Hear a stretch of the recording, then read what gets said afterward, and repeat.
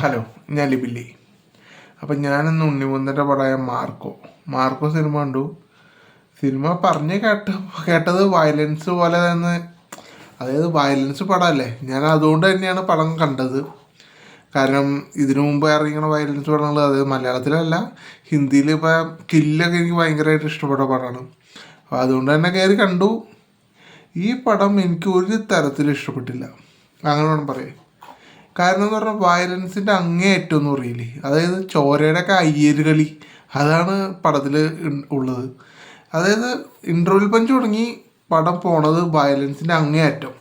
പിന്നെ ഇതിൽ എനിക്കിപ്പോൾ പടത്തിൽ ഇപ്പം ഞാൻ പറയാം, ഞാനിപ്പോൾ ഇപ്പം നൈറ്റാണ് കണ്ടത്. എന്തായാലും ഈ പടം 2-3 ദിവസമെങ്കിലും മര്യാദയ്ക്ക് തിയേറ്ററിൽ ഓടുമെന്ന് സംശയമുണ്ട്.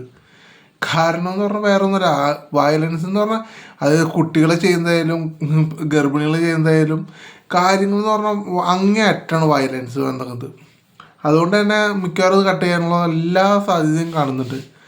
പിന്നെ അത് ഞാൻ എടുത്തു പറയാൻ കാരണം എന്ന് പറഞ്ഞാൽ, പണ്ടിറങ്ങിയ കടുവ സിനിമയിലെ ഒരു ഡയലോഗ് എന്തൊരു വിവാദമായപ്പോൾ ആ ഡയലോഗ് എടുത്ത് മാറ്റി മ്യൂട്ട് ചെയ്ത് ഇറക്കിയ പടമാണ്. അങ്ങനെ വെച്ച് നോക്കുമ്പോൾ ഈ പടമേ ഇറങ്ങാൻ സാധ്യത ഇല്ല ഇനി. കാരണം കട്ട് ചെയ്ത് കളഞ്ഞാൽ ഈ പടത്തിൽ നല്ലൊരു ഭാഗം പോവും. അത് ഇൻ്റർവ്യൂവിൽ തുടങ്ങി പടം മൊത്തത്തിൽ കട്ട് ചെയ്യേണ്ട വരും. കാരണം എനിക്ക് അങ്ങനെയാണ് ഫീൽ ചെയ്തത്.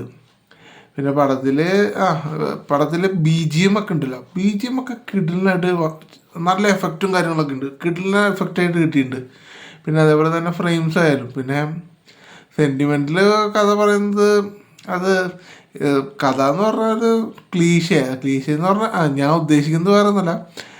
പടം എന്ന് പറഞ്ഞാൽ ഈ നമ്മൾ കണ്ട് അത് വൈരാഗ്യത്തിൻ്റെ കഥ, അങ്ങനത്തെ കാര്യങ്ങളാണ് പടത്തിൻ്റെ കഥ വന്നിരിക്കുന്നത്. അതാണ് ഞാൻ ക്ലീശ കഥ എന്ന് പറഞ്ഞത്.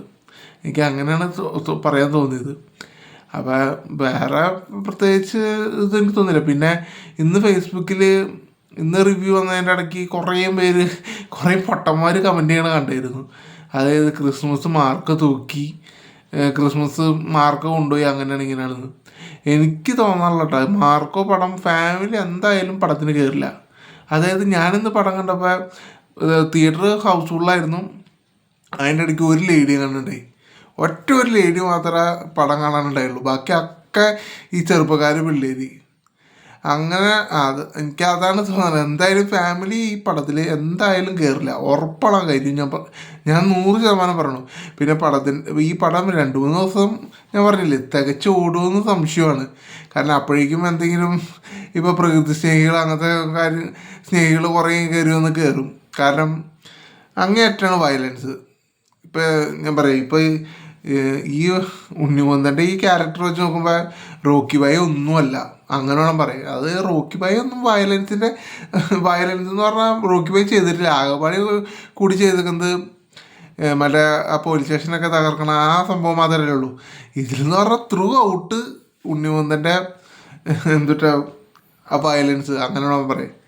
പിന്നെ ഇതിൽ എനിക്ക് ഒട്ടും യോജിക്കാൻ പറ്റാത്തൊരു സീനുണ്ട്. അതായത് 19 ഗുണ്ടകളെ ഉണ്ണിമുന്തൻ മാത്രം ഒറ്റയ്ക്ക് അടിച്ചിരുന്നു.